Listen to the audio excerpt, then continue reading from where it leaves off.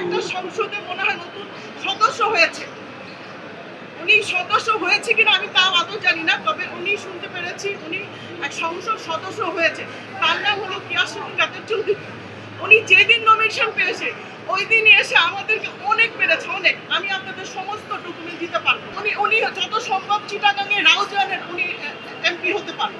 হ্যাঁ, উনি রাউজান এমপি। ওনার দুই ছেলে আছে, সামির কাদের চৌধুরী, গিয়াসউদ্দিন কাদের চৌধুরী। আর তার অসংখ্য গুন্ডারা আমাদেরকে প্রচন্ড মেরেছে।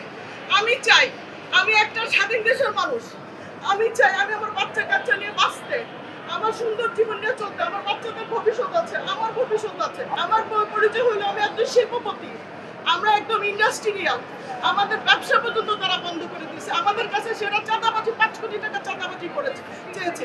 আমি দিতে পারিনি দেখে আমার পায়ের কোপ পর্যন্ত দিয়েছে। আমার হুমকি দিয়েছে যদি দিতে না পারে বাড়ি থেকে বের করে দিও আমাদের সারা জীবনের জন্য। আর অপেক্ষা আছে, আমি খুব ভয় নিয়ে আসি পর্যন্ত আমাদের মেরে ফেলবে। কোনো কথা নাই, তারা আমাদের মেরে ফেলবে। আমরা অনেক রিস্ক নিয়ে ভোরবেলা আমরা আপনাদের এখানে আসি। আমরা আসামি যারা আমাদের মেরেছে আমরা শুধু তাদেরকেই করেছি।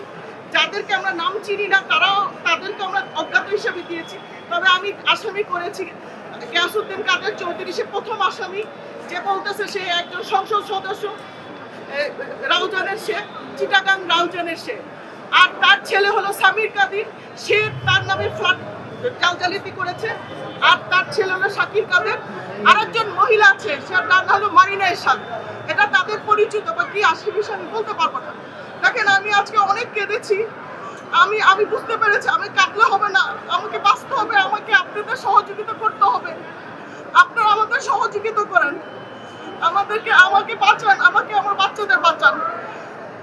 আমার সম্পদ, এটা আমার প্রত্যেক সম্পত্তি, এটা তাদের কোনো কিছু না। তারা এসে জালজালিতে কাগজ তৈরি করেছে। তাদের ক্ষমতা দিয়ে কিছু ছিল না তাদের। ইদানিং তারা জালজালিতে কাগজ তৈরি করে বলে এখন তাদের কাগজ। আমি 2007 সালে মালিক হয়েছি। তারা কিভাবে 7-8 বছর পর তারা মালিক হয় বলেন? তারা 13-14 সালে মালিক হয় কিভাবে বলেন? এটা তো একদম আইনে বলা আছে, যেখানে একদিন আগে যে মালিক হয় সে আসল মালিক। ওনারা 7 বছর পর কিভাবে মালিক? উনি আমার 2টা ফ্লোর দাবি করেছে, একতলার দোতলা। 2 ফ্লোরে একজনের নাম দিয়েছে সামির কাদের চৌধুরী, আরেক ফ্লোরের নাম হলো মারিনা এরশাদ। ওনারা বলতেছে এটা ওনাদের 2 ফ্লোরের তারা মালিক, কিন্তু জালজালিতে।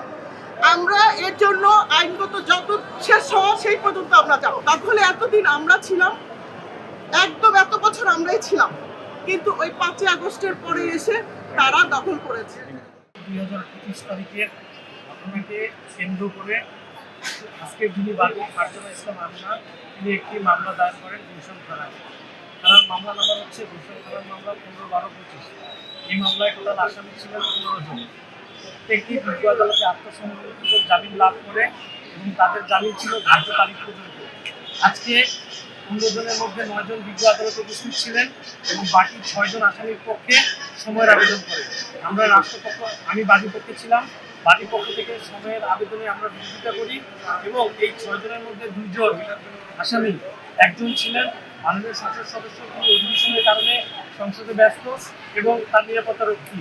এই 2 জনের জামিন বাতিলের আমরা বিরোধিতা করি না, সময়ের আবেদন মঞ্জুর হয়। বাকি যে 4 জন আসামি ছিলেন তারা চিটাগাঙে ছিলেন, আসতে পারেননি।